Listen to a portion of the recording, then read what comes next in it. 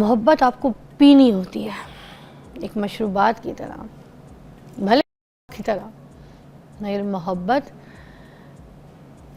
आपको सहनी पड़ती है, आपको ज़हनी सुकून देती है।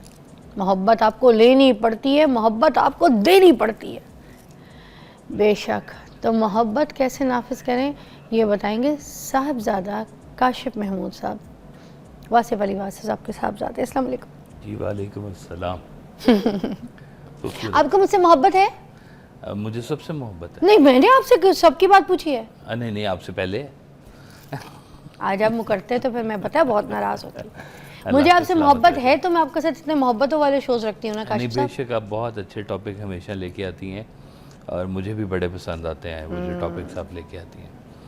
तो आज का भी टॉपिक बड़ा ही खूबसूरत आपने चुना है। क्या बात है। सरकार भाई साहब का एक जुमला है बड़ा खूबसूरत।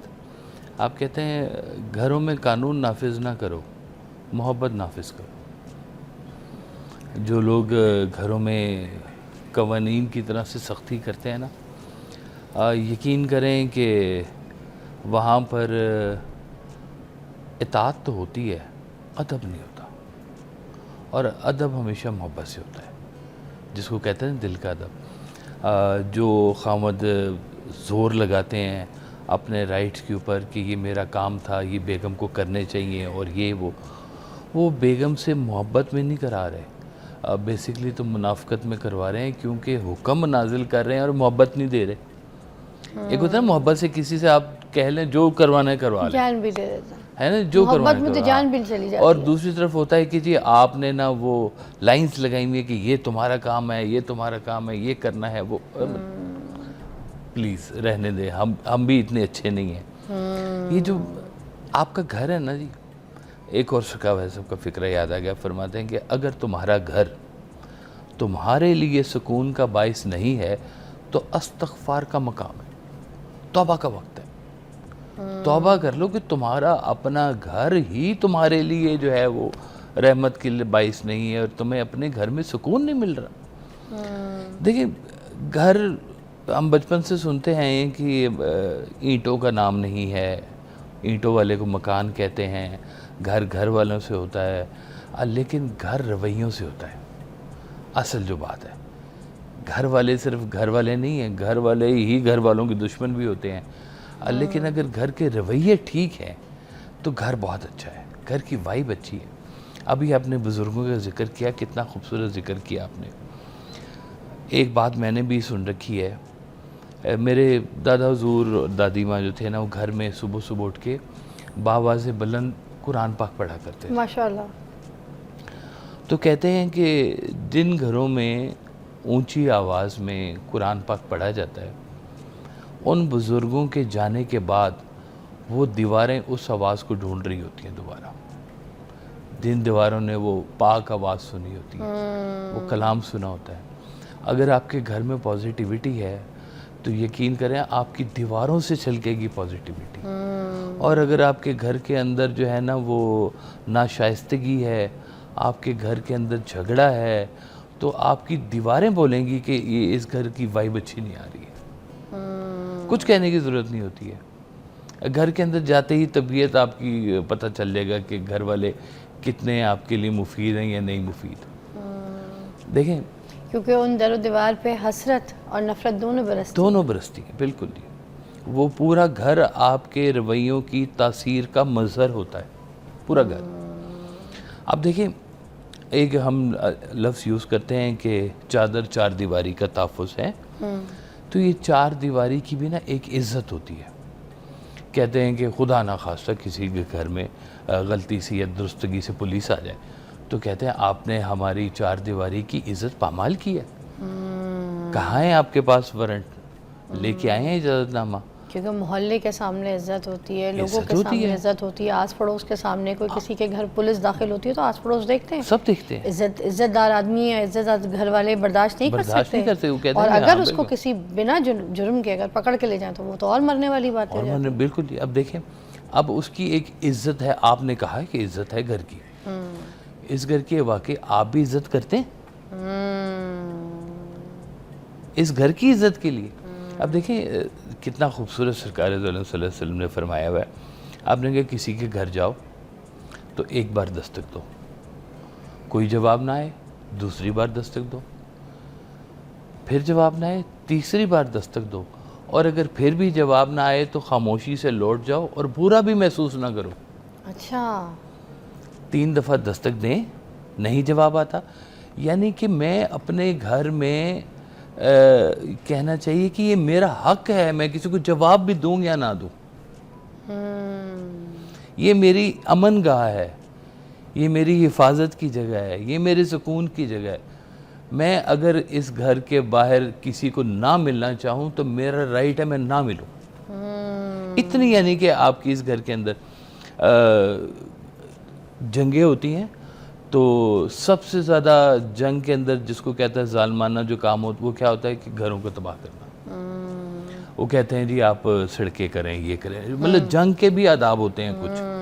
अच्छा, एक काशिफ साहब ब्रेक लेंगे, ब्रेक के बाद हम इसके ऊपर बात करेंगे कि जो घर के माहौल, घर के झगड़ों की वजह से ये जो चीखम चिल्ला की आवाज़ें घर से बाहर जा रही होती है नेबर्स के पास, ठीक है ना, उसका क्या रिएक्शन होता है, उस वक्त क्या होता है? ये मोहब्बत वाला घर तो नहीं कहलाएगा जहाँ से घर की चीखों की आवाज़ें आ रही हों, गाली गलौज की। तो घर का खूबसूरत माहौल कैसे बन सकेगा, इस पर बात करेंगे ब्रेक के बाद।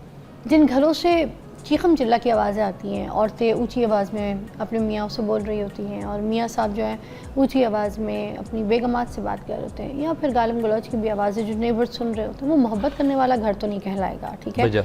तो फिर हम मोहब्बत करने वाले घर में मतलब कैसे उस माहौल को अपने घर के अंदर लेकर आ सकते हैं जहाँ पे हम अपने बच्चों की तरबियत भी गलत कर रहे हैं कि चीखम चिल्ला करें, और जो नेबर्स सुन रहे हैं वो क्या सुन रहे हैं, वो क्या देख रहे हैं?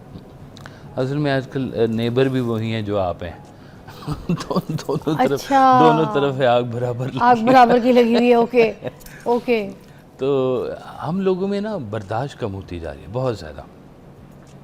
देखें मोहब्बत का ना एक असूल है, कहते हैं कि मोहब्बत में आपको कोई बात बुरी नहीं लगती, बुरी लगे तो नागवार नहीं गुज़रती, नागवार गुज़रे तो महसूस नहीं होती।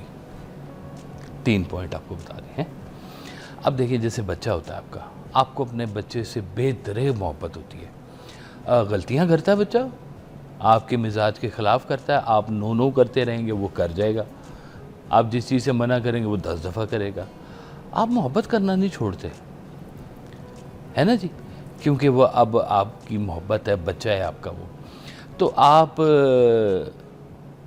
जहाँ पर चीख रहे हैं, एक होता है तरबियत के लिए किसी को समझाना, बाप बच्चों पे गुस्सा करता है तरबियत के लिए, इसलिए गुस्सा नहीं करना चाहिए कि मुझे गुस्सा आया हुआ है बहुत सख्त और मैं किसी की हड्डी भी तोड़ सकता हूँ। समझें आपको गुस्सा कैसा होना चाहिए? माँ बाप को ना एक्टिंग आनी चाहिए, मैं कहता हूँ बहुत अच्छी बात है ये। इतनी एक्टिंग आनी चाहिए कि गुस्से में बच्चों को समझाएं और गुस्सा अपने ऊपर तारी ना होने दें।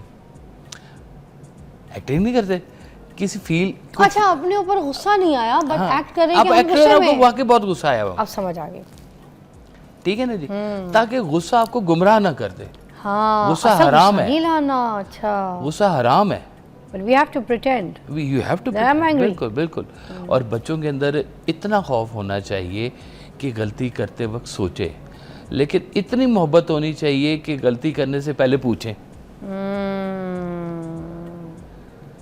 मेरे वाले साहब जो थे वो घर में उनकी तबीयत में ना वो था, एक सख्ती भी थी, लेकिन इतनी नरमी थी कि मैं बहुत गैर ज़रूरी बातें भी जाके आपसे पूछा करता था। इतनी गुंजाइश थी मेरी। लेकिन दूसरी तरफ मुझे ये भी होता था कि ये बात अगर अबू को पता चली तो उन्हें बुरा महसूस होगा या मुझे झाड़ पड़ेगी। बस इतना होना चाहिए घर में, इतना सा खौफ, इससे ज़्यादा का खौफ नहीं होना चाहिए। मतलब जो टीनेज वाला जो टाइम है बच्चों का, उसमें माँ की बेटे के साथ दोस्ती होनी चाहिए, बाप की बेटी के साथ दोस्ती होनी चाहिए, ये अल्टीमेटली होती है। लेकिन कुछ अरसे के बाद बेटा बाप पे होता है और बेटी माँ पे होती है जवानी में।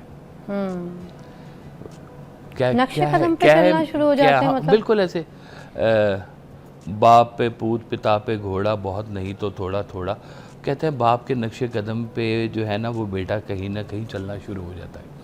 और इसी तरह से कहते हैं कि अगर आपने बेटी का रिश्ता कहीं देखना है तो आप उसकी माँ का रवैया देखें कैसा है, क्योंकि माँ के बहुत सारे आदाब और बहुत सारी खुसूसियात बेटी में पाई जाती हैं, इनका बॉन्ड आपस का बन जाता है। शादी के बाद तो मैंने कई दफ़े ऐसे देखा है कि माँ बेटी दो बहनों जैसी बन जाती हैं, आपस में इस तरह की डिस्कशन हो रही होती है दोनों की कि एक बड़ी बहन एक छोटी बहन की समझा रही होती है। तो देखिए ये हमारी बड़े खूबसूरत रिलेशन अल्लाह ताला ने हमें रिलेशंस में बनाया हुआ है।